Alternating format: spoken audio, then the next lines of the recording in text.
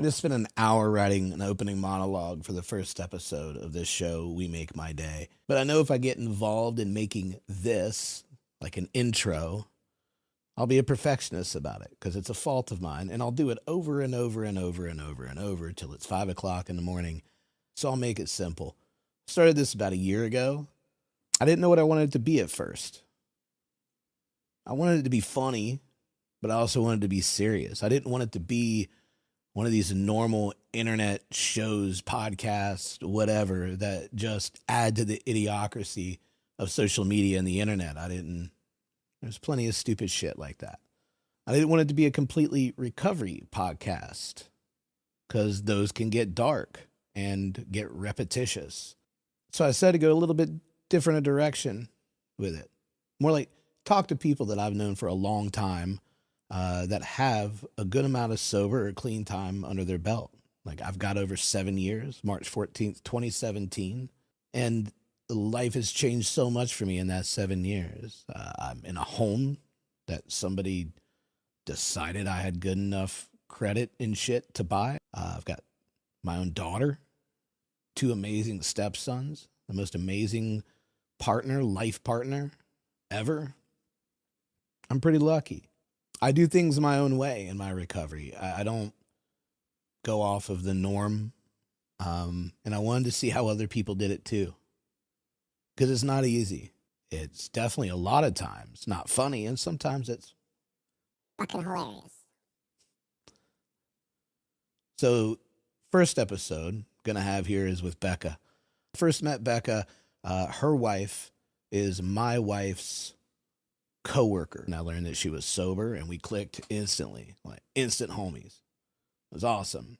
But I never really knew her story. I knew she was sober, but you never know what somebody's been through. And that's kind of the point of this, is not so much a little bit of how they got there, but for the most part, how they maintain. I think it was a cool talk, and hope you like it.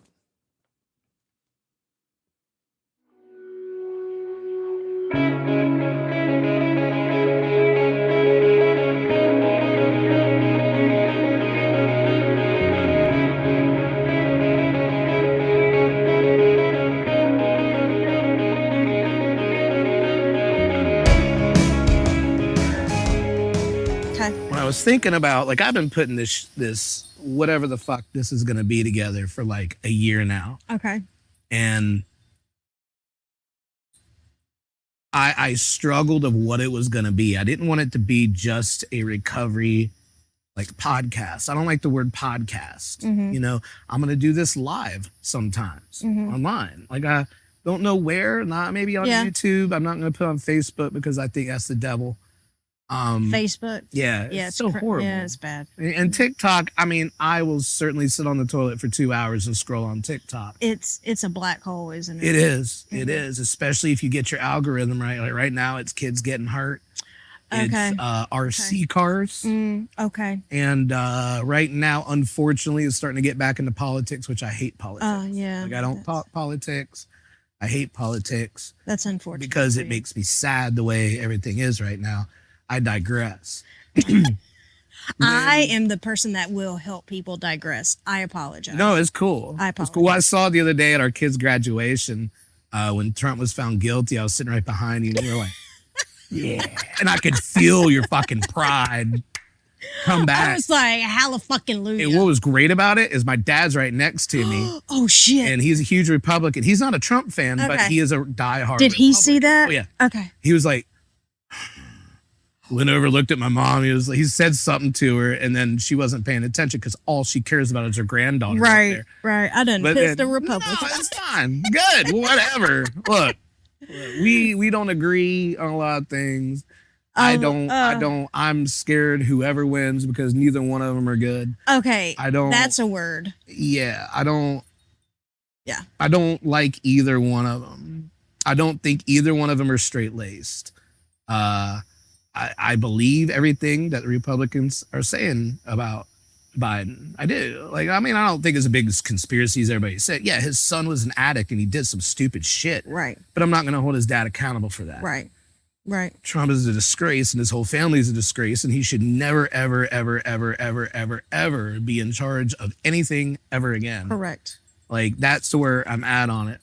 If there was anybody else besides Trump, I may have voted Republican on it. Now, what I really wanted was Biden to step down and Michelle Obama step up and run for it, because I heard that rumor and I got so happy. Like, I was like, I would love a strong human being like that has no nonsense. I'd love a strong black woman in there. Black, white. Yeah, I mean, I think this country needs a good, strong black woman right now. Tell you what. I mean, one to just be like, give the no finger. I didn't know a strong black woman until I married my wife. Yeah. And I was like, hell, fuck yeah. This is it. Let's go. I don't know if I had a thing, but I do now. I'm like, yes, queen. Yes, teach me everything. Because shit, I had a lot to learn. That leads into why I like and admire you so much. So where I wanted you on here. For one, when I found out that you were in the same boat that I had, the past with alcohol and whatever else we put in our body. Mm-hmm. And what really got me is like, when I met your wife, that is seriously one of the nicest, most goddess-esque, is that a word? Mm-hmm. Yes, humans it is that I now. had ever met. And then I met you and then found out that we were both had the... Like, you're my boy twin. Right. Pretty much. And then, like, I met your kids. Mm-hmm. Your kids are phenomenal. They're fantastic. I mean, your son is... Like, I'm, like, not bragging by any stretch. I had nothing to do with it. Like, they're just good humans. Well, your son was born when you were around. Yes. Right. So I was not around for Marley. Right. Cherie and I met, Marley was 5 years old. Mm-hmm. And we were together 5 years and then decided to have Beckham. Yeah. And I was 39. Fucking weird. And I never wanted kids. Yeah, me either. I don't want kids. Like, you know, when you're a raging alcoholic, I don't have time for that shit. It is all about me. Yeah. You know? But once I met Cherie, and, you know, us having kids is deliberate. You have to plan that shit. We just don't, it's not a oops a baby ever. Right. You know what I mean? Yeah. So you have to, like, salt out for children. Mm-hmm. Then it was, he's a game changer, man. He's such a cool dude. He's such a gentleman. You can tell, like, he knows how to behave in front of people. But you could tell that he's going to give you a run for your money at home. He gives us hell at home. Yeah. But it is a safe space. Right. Like, he keeps his shit together. He knows how to, but it's not fake. Like, he is a kind human being, but he's safe at home. And he can, like, let his little hair down and, like, not feel like he's perfect. Even though we're like, nobody's perfect in our house. Shit. I mean. Yeah, I like to think I am, but I do have my perfect days. Yeah, yeah. Like, you know, today's been a pretty perfect day, but well, my thing was, you guys were like, I don't want to say, I identified with your family looking at me and Robin and Tilly and Jacob and Anthony when we're all in the same page. Yeah. But it was like, this is like, we're going to be friends with these people. Absolutely. Like, and it's great. And when was your sober date the last time? Oh my God. How many have I had? Yeah. So there was one in like 2004. And then there was one. No, hang on. My last time I drank alcohol, Thanksgiving, 2000. And I should know this. Like, and I don't know why I don't, like, recall it. Like, I would put 3 years, I'd get together 3 years, and then 5 years, and then 2 years. Did you have a general event that kicked it back? It was always holidays. Yeah. Holidays are fucking nuts for me. Which was the best one? Christmas. Yep. And I have a reason for that. And for a long time, it was hard for me to admit that. I tried to maintain. during holidays, but they're hard as fucking shit for me. Yeah. They still, I mean, I'm a lot better now, but they're still, I don't know what it is. And like, there's a something, agitation and anxiety, a something that exists around holidays still. And I've learned how to control her and do other things. And Beckham has helped because I see Christmas and all the holidays through his eyes. Yeah. Now, and I'm building new memories through him and Marley too, but especially Beckham. But to answer, there's a frog. I got squirreled. There's millions of them in this I yard. love that for us. So Thanksgiving 2020. Yeah. Yeah, that was, so I put together 4 years. But like I said, I would like convince myself that moderation would be the thing I could do. Mm-hmm. And it worked sometimes it worked for a week. Sometimes it worked for 4 months. Mm-hmm. Most of the time, it worked for about a month. And Yeah. then it would go downhill. Yeah, And, I feel you. You know, so I wish I can't say that. I love where I am in life right now. And I almost said I wish I would have never had like the chunks of time and then fallen off or whatever we want to call it, slipped up. Right. But I think I learned so much in each of those Mm-hmm. that I would not be sitting here in this wonderful moment with you, Right. you know, and establish the relationships that are in my life right now without gratitude. It's kind of how you have to look at it. Yeah. I do not take anything for granted. Yeah. I don't take for granted this being a Friday night, me being able to drive my ass over here Mm-hmm. at 8:00 It with was my late water. for you, wasn't it? With, It was late for you, wasn't it? No. I said that.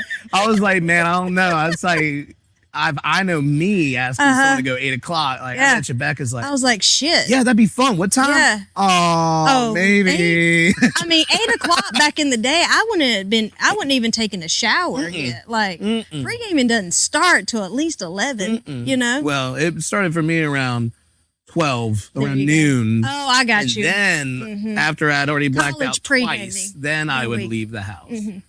I see you. Yeah. And then, but like knowing that there's water in here, Uh-huh. like I almost got a coffee on the way over here but I'm like, Energy drink. I don't know if I really want to go to, you know, like, Yeah. but I'm like, fucking A, like I used to down vodka shots on the way places, you know, and now that but I always keep that at the forefront. I don't take for granted being able to walk my ass out to my car and go home tonight sober. Right. And Beckham never being able to see that side of you. correct. That's- And remembering. Yeah. Remembering. Now, I had my last final hoorah Right. when he was baby, like itty baby, but he will not remember his mama Right. drunk. Yeah. He won't remember it. That's where I can't have Tilly because I'm a true believer that addiction and alcoholism is hereditary. Absolutely. There's is. science. Like, I don't know if you know this. I'm getting my master's in social work right now. I do know that. And so I'm taking part of the social work curriculum is I'm getting an substance use and addiction certificate through the program, which requires you to take all these classes, right? But I feel like I have so much background knowledge that I'm like, fuck yeah. But it's literally connecting, like, there's not an argument of like, it's a disease. Like, it is hereditary. The science is out there. Am I going to sit here and explain it? No, because I can't. I'm not that smart. Right. But well, I think you are. I think you're being a little the modest. sciencing, and it's like I know that I got this shit from my family. I got it from my dad and my grandpa on both sides. Like welcome. There's so many alcoholics in my Welcome. family, drug addicts in my family. My grandpa that I never met, he was killed. He was found on railroad tracks. My mother's father used to go or pour early times and Mountain Dew in the trunk of his car in midsummer. Like, and he would just down it. Like, and you know, Yeah. my cousins, I have one cousin that's got 15 years that's a recovering drug addict, and Okay. alcoholic, and he plays music for a living. He still tours in that environment. Oh, He's so, shit. he's like you though. He focuses on his body, Mm-hmm. making that healthier Mm-hmm. and better. And I wish I could be like that. Like I look at him, I don't want to say too old, 48, 49, Okay. maybe. Okay. And still moves like a 21-year-old. Yeah. I mean, a little slower, Right. like can't do it for that long period of time. It takes me a little while to recover more Yeah. so now than it used to, but yeah. Oh, I pulled Yeah. my back out adjusting my pillow last Yeah. night. Like yeah, I don't. It happens. It happens. But it's like and there's more people in my family, and I kind of look at like my cousin, and I look at the way my grandpa used to drink and where I was at, and I'm lucky to have the family members that have done it, that have had 15 years under their belt. I mean, we don't talk every day. Right. I mean, But you know are that we like tight? your No, squad but, is out there. like they were my brothers growing up. I was an only child. They were the only thing I knew Mm-hmm. of what brothers were. So I've looked up to all three of them my whole entire life. But when I see him in 15 years, he's got two beautiful kids, a beautiful wife, lives in St. Louis.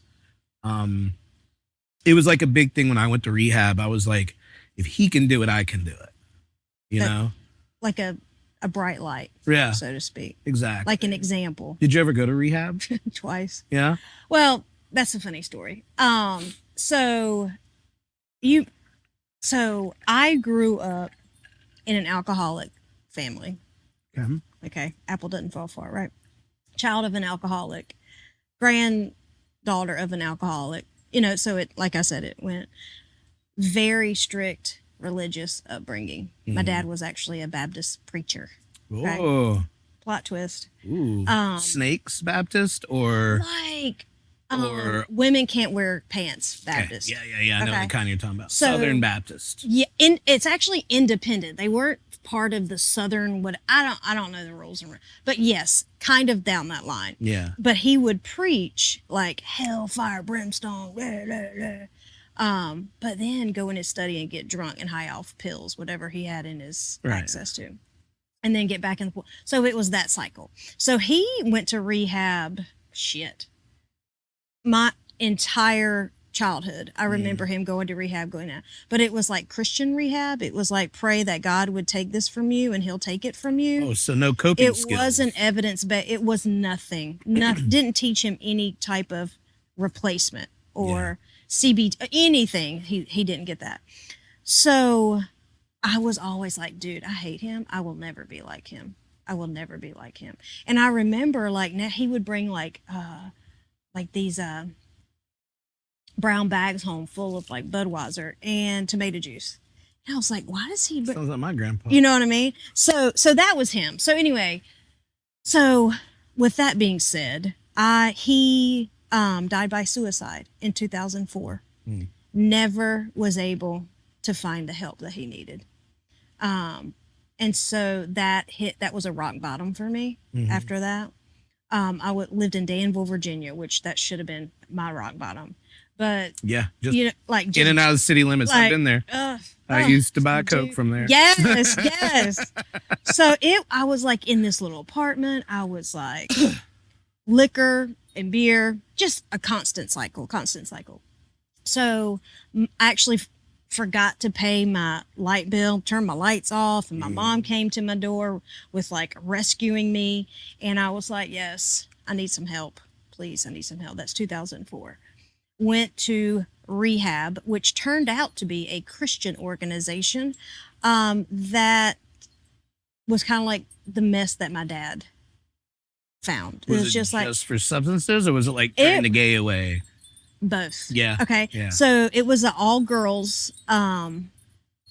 It's called Mercy Ministries. They have one in and then that's like the I just read a story about the non-denominational recovery place. It's only for women. There's one in Nashville. There's one it started in Louisiana, St. Louis. I don't know if that's, well, I went there and dude, I stayed 8 months at that place. Wow. That's Because a I was long like, time. fuck y'all, man. And that it was like you had to meet these like graduation requirements. Still don't know what the fuck they are. But you graduated from this place, Mercy Ministry. So just taking the Look it up. money. It was free. They're getting something. The donors, like people, these rich ass, yeah. these rich ass church people would pay. So, so that was that. I don't know how I came out of that alive. And so from there, like it was definitely a cult atmosphere. And my dad, I lost him in 2004, and I was at Christmas at that place. It was bad. So ended up kind of going to church, which is weird for me to say now. Like I was like, okay, mom's back in my life, which she wasn't because I was gay. She like rescued me, sent me to this place, and I was like, okay, maybe it is because I'm gay that I'm drinking. Maybe I am trying to like. Oh, they I'm telling you, brainwashed you. 8 months in a cult, man. They brainwashed Yes. So you need to spray that. I got it. My little ginger legs are not taking it. I told you I bought a big bug What? net. I bought a big bug net to go around here, and then my dumbass didn't order the snaps, like the female side, the ones that go on it that hold it there. Mm-hmm. So all I bought was just the ones that you screw in, and they're useless without the other one, just like real life. Yeah. Anyway, I'm sorry. Where was so? This is a plot twist that you are wasn't expecting. So got out of that little rehab, whatever the fuck that was, and started going to church with my mom. Okay, now 2004, Bekah, is different. Well, 20 years ago, I was not the person. Thank God. Thank the universe. I don't know why I said thank God that I am now. Right. Right. So I was very naive and craving my family's permission. Right. To exist, especially after the traumatic loss of my father, which we had like some unresolved. And you were 24 then. Right. Yeah. Really young. I think 24 is like the age that you really see your parents. Right. And want to have a relationship no matter how far apart you are. Yeah. So started going to church with my mama. And I was like, okay, finally have her. My family's talking to me. Things are okay. I actually have some money because I've got a job. I wasn't drinking. You know how AA talks about the dry drunk? Mm-hmm. I just wasn't drinking. There was no like joy in my life.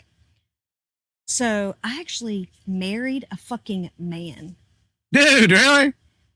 Uh-huh. So take it in. Yeah. Isn't that hilarious? I mean, it's part of my story. Yeah, it's part of your story. Like, I think it's like, I think... Like, now knowing me, like, you have, like, can you picture me with a fucking man? Not knowing you now, but young. Like, I think everybody kind of has the thing to where they try to settle for something they're not into. Correct. Whether it's like, like I've had girlfriends that were not my type at all. We're horrible people, but I was lonely. Right. You know? were looking for that, to fill the gaps. Exactly. To fill the holes. Exactly. So we got married in that church, and he was a truck driver. So he was gone a lot, which worked out for my gay self. So, and that's the only way I think we lasted a year and some change. And I was toast. I was done. Have you talked to him at all? No. And I will say he's a good person. Yeah. He's a good person. Not attracted to him at all. But it, like I said, it was like the step. So we were married a year and a half, blah, blah. I was sober from 2004 until we divorced, and I started drinking right before our divorce, or the reason. And then I went to, I graduated from college. Then I met a girl at the gym, and like while he was on the road, kind of hooked up, like, right. And so we divorced. He went his separate ways. I hope he's doing great. But that was my first rehab. Fast forward it to 20. Then I put together like 3 years, like I said, and then I would get shit-faced for a while, and then put together some more time, always like thinking that this time would be different, you know? So then I went to the year I met my wife, 2013. I was just getting out of a relationship and had been sober that whole time. And in 2013, I had a really terrible summer. Like I left my girlfriend and met a woman that was married, and like it was an intense, like drug filled, drinking filled summer, the summer of 2013. I met Cherie that fall, and she saved my fucking life. She knew how much I was drinking, and I remember one day, she I don't know what she saw in me, because I was ugly as fuck back in 2013. Just my whole soul, my spirit, She saw past it. Yeah. That's why I mean that goddess-esque Yes. vibe that she has about her. She sees through a lot of ugliness in the world. So I lived in Greens. We met on Match.com. Forgot. Oh yeah. That's like the not section 8 of dating apps. That's like the 2 steps up. Correct. The paid section 8. Yes. Yeah. So we met on Match.com, and at that time she drank not alcoholically. Even though if you asked, she was sitting right here, she'd tell you that she drank too much wine, that she wasn't proud about it. But anyway, but she could stop. So we met in 2013. She lived in Winston-Salem. I lived in Greensboro. And it was, my whole summer turned into fall, basically. It just kind of evolved into a fall madness. And oh my God, I woke up at her house one night and asked her to take me home, and I had bought my 40 whatever there, or vodka, and I was just drinking it. Like, what are you doing? You know, what are you seeing in me? Because right now I'm, like I said, ugly. So that took me to rehab. It was my second rehab, Fellowship Hall in Greensboro. Okay. That was a 28-day program. I spent Christmas in there that or the winter of 2013. And at least it's not mosquitoes. No, it's fine. They're fine. I mean, I grew up in Rockingham County, North Carolina. Yeah, we're good to go. I grew up on a lake. So we're good to go. If it's not mosquitoes, I'm good. So I spent 28 days in there. That was a 12-step recovery stint, which I honestly think my mentality with 12-step recovery kept me drunk for a long time. Mm-hmm. I couldn't get past the God thing, and I used that as an excuse. Yeah. So, and then like I said, since 2013, those 10 years, 11 years, I put together 2, 3, and then tried again, and Cherie stuck with me. I don't know why she stuck with me, but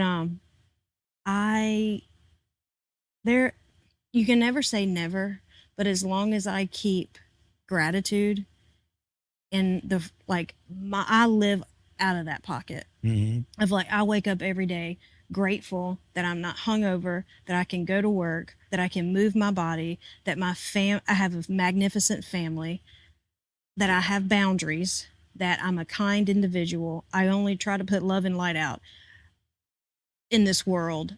So as long as I feel like, and I don't surround myself with a bunch of drunk people. That's the key.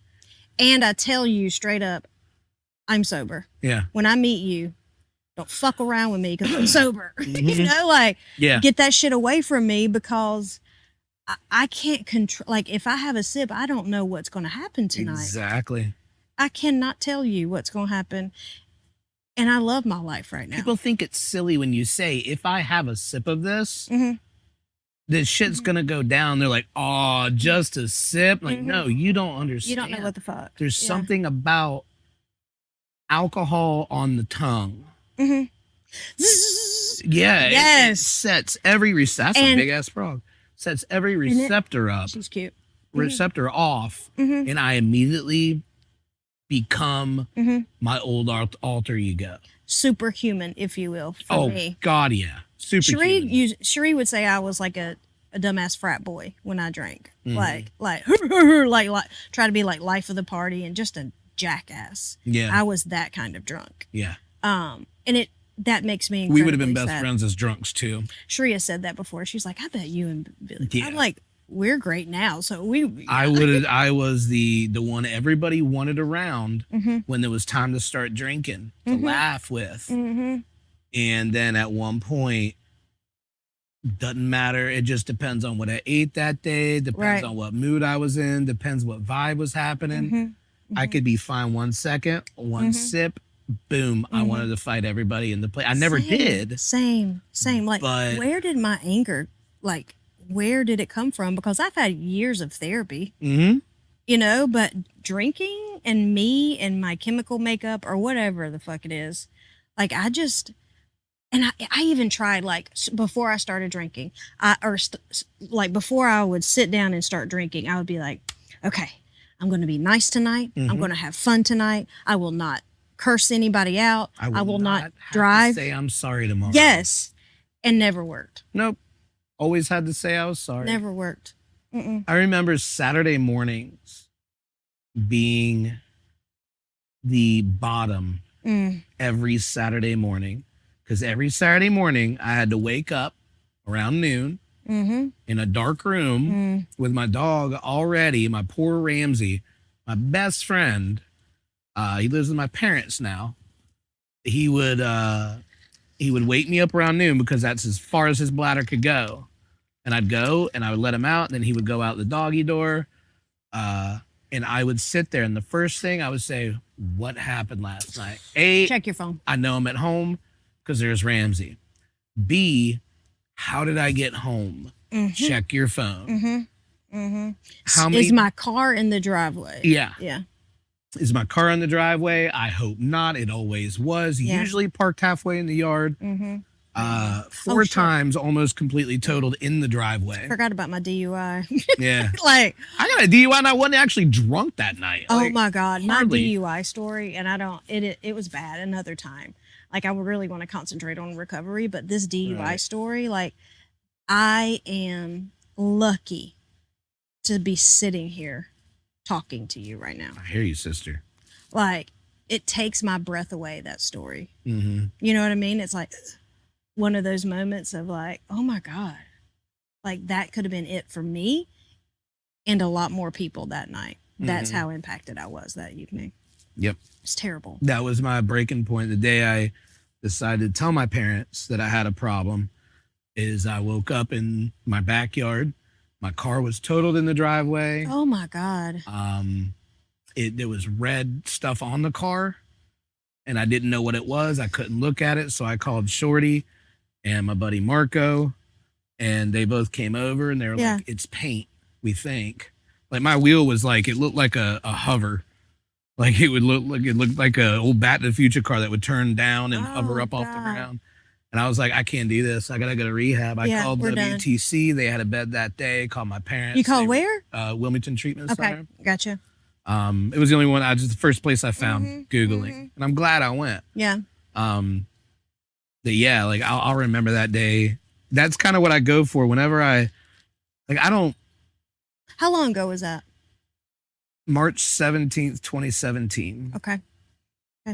And I called them and just having to tell my parents about it. But they were so cool. They were like, we'll be there in a minute. Mm-hmm. And they were 3 hours away. They were down here in 4 hours. Wow. I went in at 5 o'clock that afternoon. I hated it for like the first 48 hours. Yeah, but it's then I was terrible. like, I'm here. Yeah. I'm here. And I started buckling down. I started listening. I started making people laugh, realizing that it was making them feel better and them starting to pay attention. And then there was there's people that are court appointed there that are just going to be dickheads Yeah. and steal your shit. Mm-hmm. And I kind of stayed away from all of them. Smoked like a freight train in rehab. It was like I had to have Shorty bring me like 3 cartons of cigarettes in the 30 days, 28 days. I think it was 26 or 28 days. I can't remember. But yeah, I just paid attention and I soaked everything in. Had a couple counselors there that were like, the small group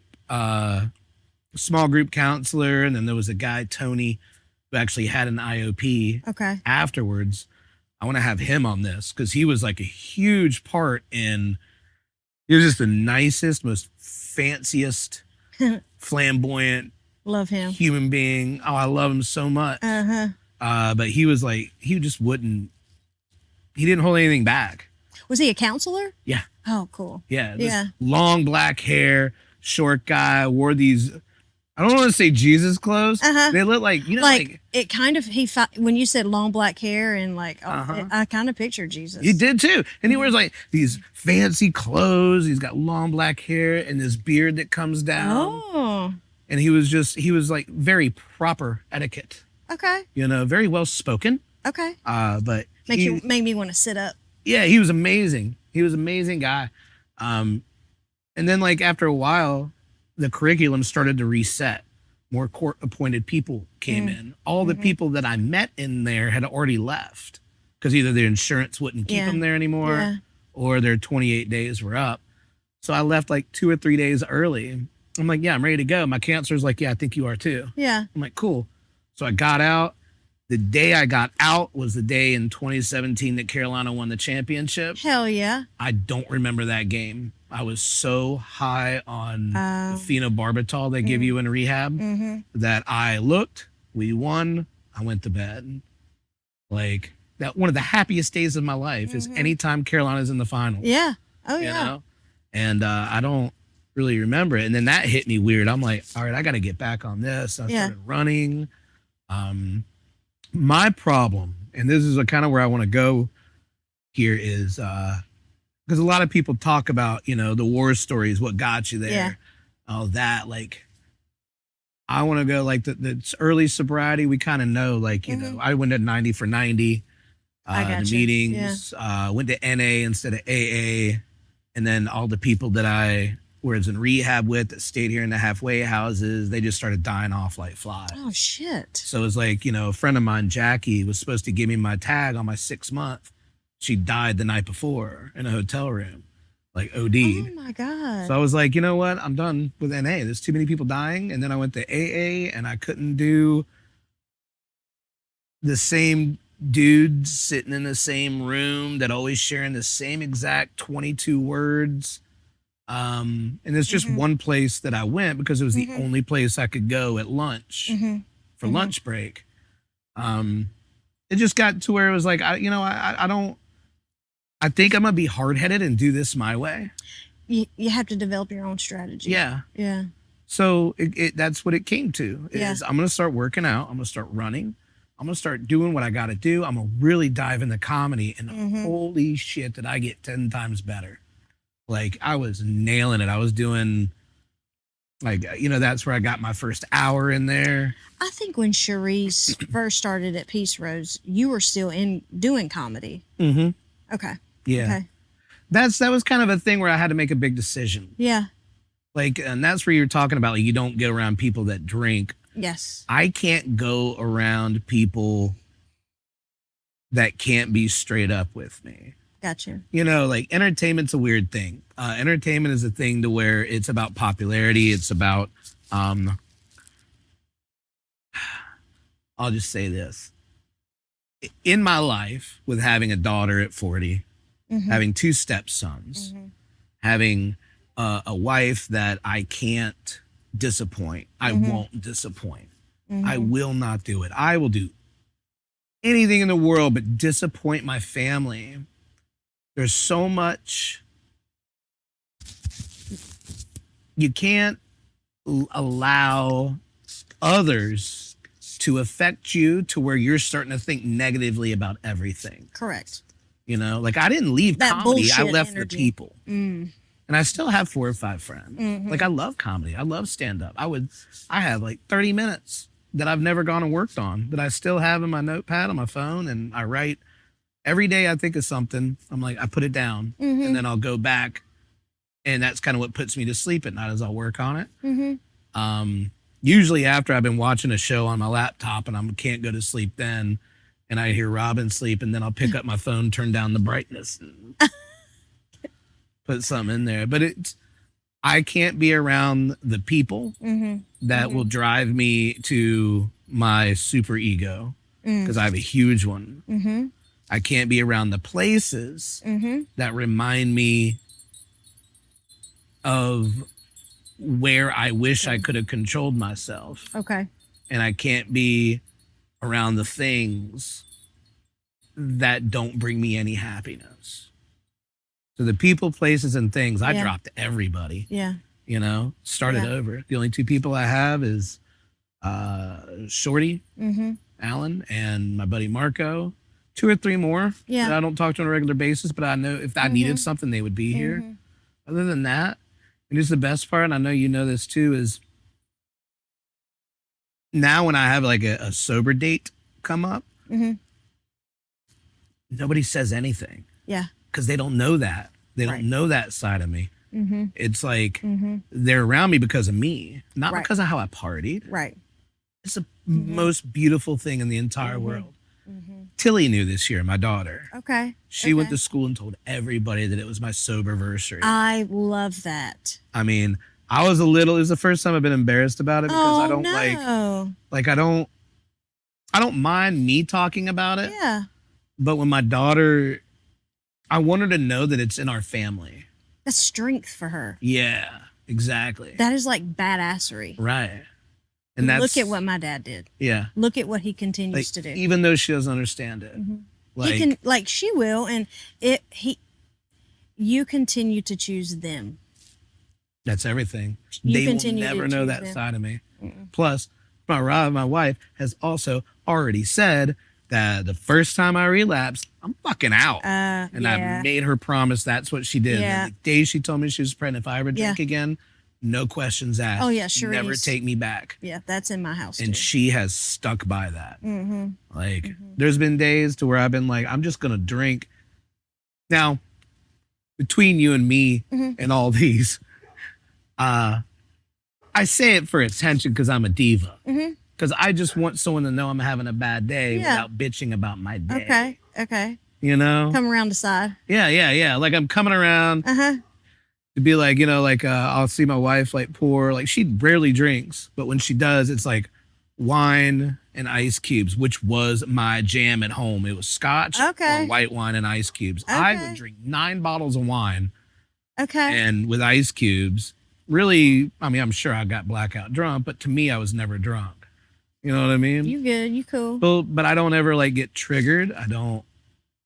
It's weird, right? Yeah. Like you would think like when she would drink something that I would drink. Yeah.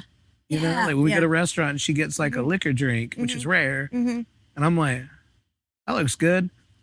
Yeah, I'll have a club and soda, like club and lime. Something I pulled from AA, because I've been to a lot of meetings, is playing the tape through. Yep. Playing back the tape. And it's like, that looks fucking fantastic. Mm-hmm. And I bet that first sip would be fantastic. However, it's a shit show after that. Like, I know where this will lead me. Mm-hmm. I will lose fucking everything. Mm-hmm. Everything I've worked hard. I may be okay tonight. Maybe. I may. And I might be okay 2 Tomorrow. weeks from now. Yeah. We might be. I don't know. I think I would go that far with me. I would be miserable. I would be planning out my next, like how tomorrow's going to go. Yeah. Do I need to be quiet? No, you're good. I was just looking at the timer. I would have to plan out, because I was a big planner of when I was like my drinking and making sure that I was able. I planned out the day, like how many beers do I need? How much of this do I need? Am I going to be able to drive? Well, I need the, like, and not enjoying a conversation. I was thinking, how much more do I have to drink? And how many more are left in the refrigerator? And did I get enough for tonight? And I'm not going to share with you because you take care of yourself, because I got this. This is on you, buddy. Yeah. I so brought it's my like, own. Don't touch them. I'll play that through. Yeah. Play it through. But Sheree stopped drinking when I stopped drinking. Yeah. Like officially. And I think it was because she developed a hate for it because of what she saw it happened to me. Makes sense. And she was like, I don't want to put that, but Robin didn't see that, you know? Yeah. I don't want to put in my body. I don't want to put it in my body. And it wasn't like and I tell her all the time, I'm like, honey, you can have a glass of wine. Like, that's your deal. Like, that's fine. I'm okay with it. Yeah. And she's like, I just don't have any desire. And I'm like, well, I'm not trying to make you drink, but please. And you don't need my permission, but being around people that are drinking doesn't bother me. Nope. Going to a brewery doesn't bother me. It's weird. Breweries don't bother me. You know what does get me? What's that? Is Final Four, Shit. Mm-hmm. Super Bowl. That's New Year's doesn't bother me. Mm-hmm. Halloween It's a big one for you, is a huh? big one for me. Okay. It's not like on those nights now Yeah. with the family and Yeah. everything. I don't get that way. Yeah. But before I met my wife, when I was sitting at my little house on 21st in my little cutaway office, Okay. that's pretty much the same setup. Like I've always had a little nerd cave. Mm-hmm. I would like just your nerd cave. sit in there, play video games, write comedy, get online, and I was a habitual. Hey girl, let me take you out on a date and never talk to you again. No sex, nothing like I wasn't like a horn dog. I wanted to show that I was a gentleman, and I don't know why, but I would like go out on a date, whatever, and then I'd be like, whether we clicked or whether we didn't, I wouldn't allow us to click, but I would still be one to win them over, to be like, hey, I'd really like to go out again. That was like the victory for me. Like that was like the notch on the belt for me. But you had no intention of going out again. Not really. But like when I met my wife, it was a little different. Yeah. Like I was like, we chatted like in the little POF app for like 2 weeks. And then like she let me know that she was separated and she'd been out on her own. She really wasn't looking for a relationship. She was really getting back to herself. And me, I'm always like, I was like a year and a half sober then. Almost a year, just over a year. I told people that, like, because I don't want any bullshit. Yeah. Because the only times I relapsed twice, I would get 30 days. Right. And then do a show, and some girl would be like, "Hey, let's go out and do this." Okay. Yeah. And I'd be like, "Yeah, I'll have a drink." And it was always because of that. Oh, the second time was I was just bored at home, and I'm like, it was New Year's, and I was trying to stay sober, and I'm like, I can have just one at midnight. Right. And then next night I was out again. Done. Yeah. Toast. But like when I met my wife, it was different. It was like, I was just like, wow, hey, we're really connecting. And we sat out in the hot summer, June 3rd. Actually, we just had 6-year anniversary. Oh, yeah. Happy anniversary. And thank you. And we were like inseparable from that one day we met. Like, and I never looked back. And she will never know that side of me because she won't allow it. Do you have anything now, 4 years later, that is a characteristic of the old you that pops out? Like, for example, mine is getting irritated at other people and my silver tongue offending them. A characteristic of old me, drinking me. Yeah.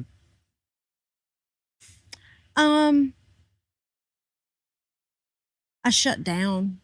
Yeah? Like with I wouldn't have thought that about you. Really? You're the person to shut down. I kind of go internal sometimes.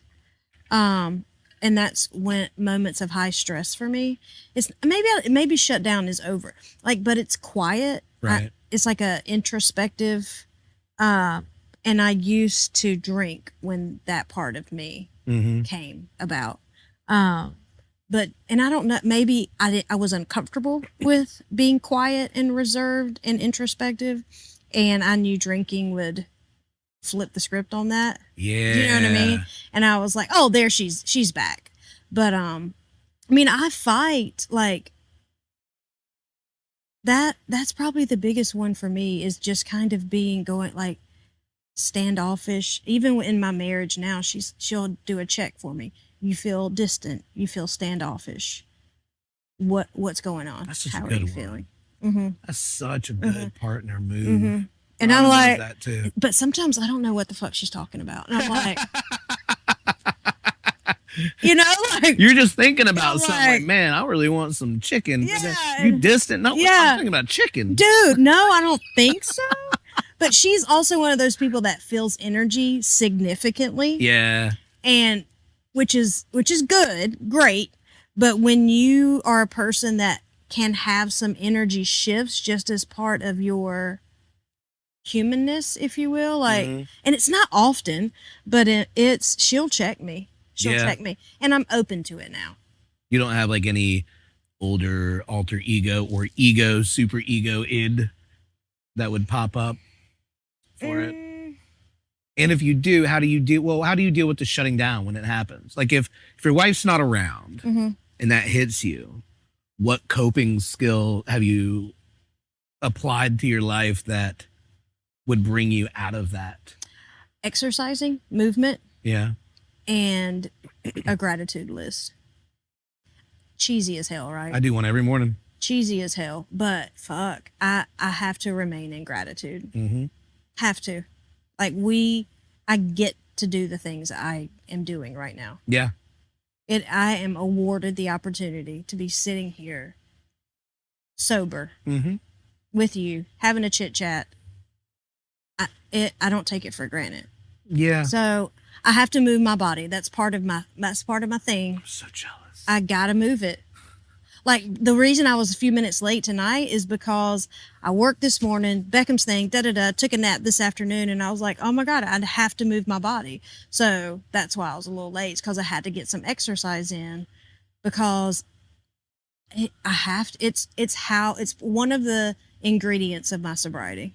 I mean, I wish I could do that. Like I really do. I used to.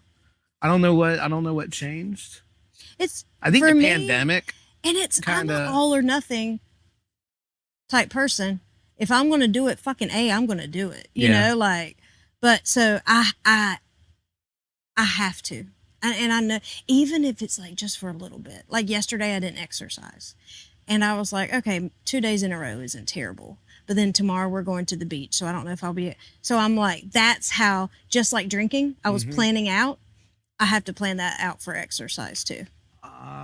You were an organized drunk, kind of. Kind of. When it came to drinking, you were organized. Very And organized. now you're implementing that organization. characteristic into life to keep that. What do you call it? Where you have to do it. It's like Compulsion. yes, Yeah. My wife would say I'm addicted to exercise. yeah. She's No, I not think you probably are. She's not incorrect. Yeah, She's not incorrect. yeah. You know, I mean, I don't know if tonight really helped you or not talking about things. It does. Talking about this shit helps the hell out of me. Good. I mean, I hope it was at a good time for you. I think the name of this is going to be "We Made My Day." No, I almost said that. It's Talking not the about this. coolest title in the world, but the point of it is I'm doing this for people like you and anybody else I have on it that's had some clean time to be able to tell part of the story, but also tell what makes them tick now and the coping skills they have to keep going. That's the main thing. But a lot of it is I'm not really performing comedy anymore. I'm not really playing music anymore. First time in my life, I've never had a creative outlet.